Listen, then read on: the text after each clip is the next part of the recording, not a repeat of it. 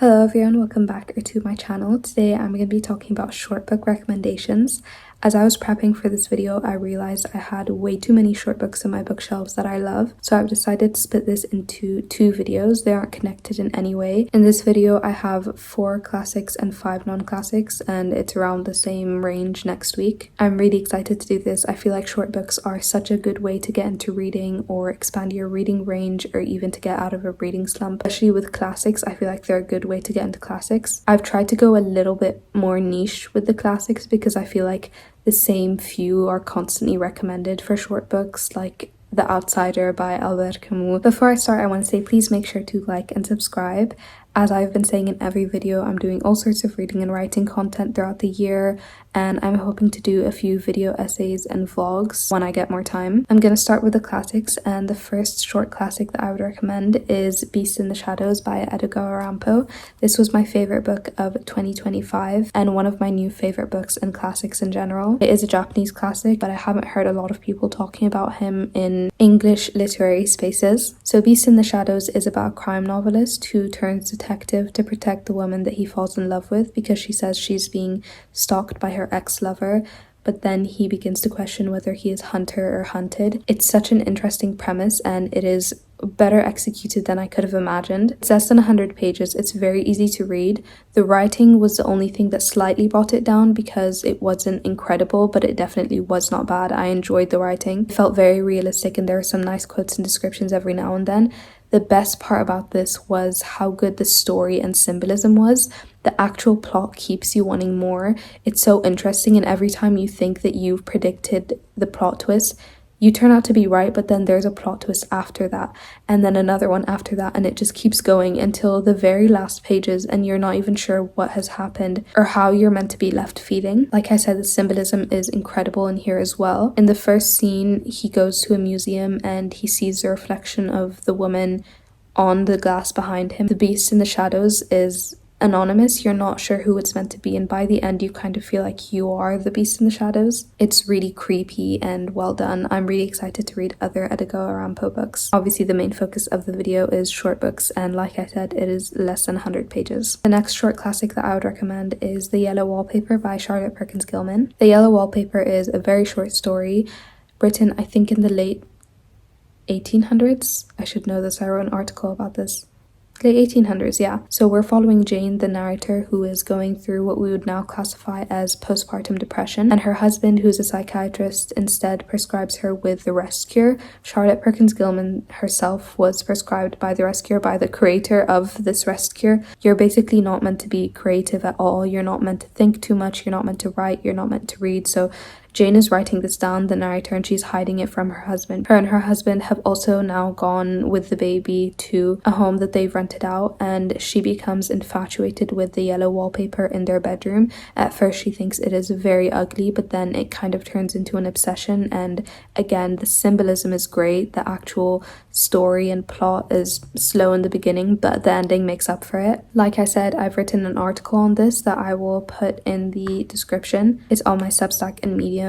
There are some really nice quotes in here, and this copy also has The Rocking Chair and Old Water by Charlotte Perkins Gilman. I didn't like them as much as The Yellow Wallpaper, but I still think they were good short stories as well. You can find The Yellow Wallpaper online. It is literally 6 pages, I think, and it is such a good book to get you into literature of this time and women's literature. Next we have kind of an over recommended one, but I needed to include it here, The Metamorphosis by Franz Kafka. So if you don't already know, The Metamorphosis is about a man who wakes up as a bug and finds himself being shunned by the rest of his family. Like the others, the symbolism is great, the actual storyline and ending is so good. It's really easy to read, and it's a great book to get you into Kafka and lead you on to my final classic recommendation, which is The Trial.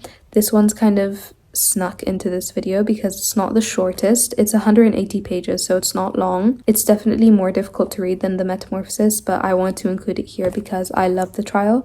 The Trial is about a man who, again, wakes up and finds that he's being persecuted, and he doesn't know what crime he's done and why he's being persecuted, but he's continuously needing to defend himself in a very barbaric way of persecution. He's going to courts in very random places, and so many different lawyers and defenders. This is a great way to get into Kafka's fiction, and then you can go into his letters to his family. Those are very short, of course. We are now done with the classics. Most of the good short classics that I would recommend are going to be in next week's video, I've just realized. It's okay because I love my non-classic selection here. And the first is one that I have actually just finished. It is Tiny Moons by Nina Mingya Powles. So Tiny Moons is not a fictional novel. It is about Nina's year abroad studying in Shanghai, and she kind of tells the story of getting to know her own culture through learning in academia by telling us the different foods that she ate throughout the seasons.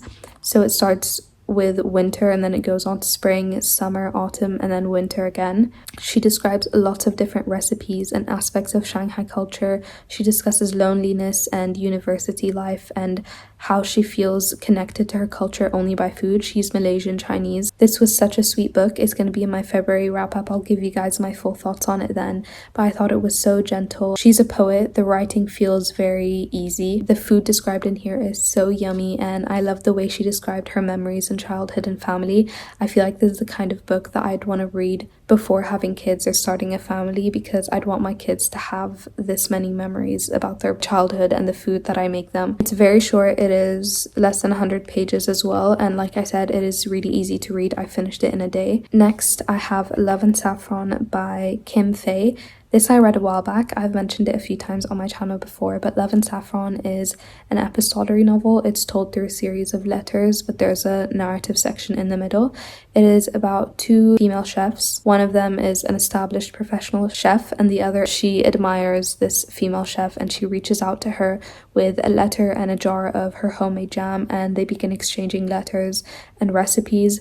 The recipes in here are absolutely incredible. They actually give step-by-step recipes. The story itself is so sweet. I finished it in one sitting. It's really easy. It is less than 200 pages, but the writing is really big, and like I said, since it's letters, a lot of the writing takes up half a page or less than half a page. I really actually want to try some of the recipes in here. Next we have Almond by Won Pyang Son. A few people used to talk about this a while back, but I feel like I haven't heard people talking about it since. This I surprisingly read in one sitting. It was an accident. I had just finished a book that day, and I thought I would read one chapter, and I ended up finishing the whole thing. The chapters are very short, like a page and a half or 2 pages, and the writing is really easy. It is about a boy with a special condition that makes it hard for him to feel emotions. He sparks up a friendship eventually with a boy who is kind of a bully. We kind of go in between a narrative of his younger self and his memories, and then post a traumatic experience and how he's been dealing with that as someone who struggles to feel emotions. This was such an emotional book. It was so sweet and really easy to read. I don't know why I haven't spoken about it as much on my channel, but I really want to read more by Won Pyang Son. The next book that I would recommend, and this was not my favorite, but I will still recommend it here, We Were Liars by E. Lockhart.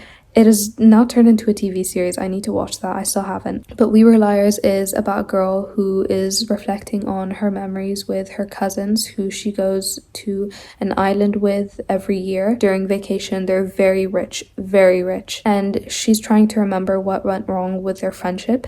Very creepy novel. I read it a long time ago, so I can't remember how well I liked it. I do remember the narrative wasn't the greatest, but it was really easy to read. It's 200 pages. My god, the plot twist. I feel like no one could have seen it coming. If you saw the plot twist coming, then you deserve a prize. It was so shocking, and I was crying. I remember crying because of just how shocking and disturbing the plot twist was. I would recommend it because it's short. If it was a longer novel with the kind of annoying narration, I wouldn't. The last book I have to recommend is A Series of Unfortunate Events by Lemony Snicket. If you know me, you know this is my all-time favorite book series, and A Series of Unfortunate Events, if you didn't know, is a 13-book series about the Baudelaire children whose parents die in a fire and they're sent to live with Count Olaf, who is just an evil, greedy man who wants their money. But as the books go on, they begin to realize that maybe there's something more to that, and maybe their parents weren't who they thought they were. Even those 13 books, they're really easy. I do a yearly reread and it takes me less than a month. The first book, for example, is 160 pages and the writing's really easy. It is classified as a children's novel. I finish it in one sitting every time, the first few books. It is so much more than just a children's book. I promise you guys, the amount of literary references in here, the moral dilemmas. I honestly fully intend to write my uni dissertation on a series of unfortunate events and the exploration of morality and how it dismantles regular ideas that are usually portrayed in children's books. The first book is a quick, easy read, and there's an entire world to go into once you're done. That is it for today's video. I really hope you guys enjoyed. I'm going to continue the rest of my short book recommendations next week. Please make sure to like and subscribe and let me know what your favorite short books are. And I will see you guys next week. It's a yellow will.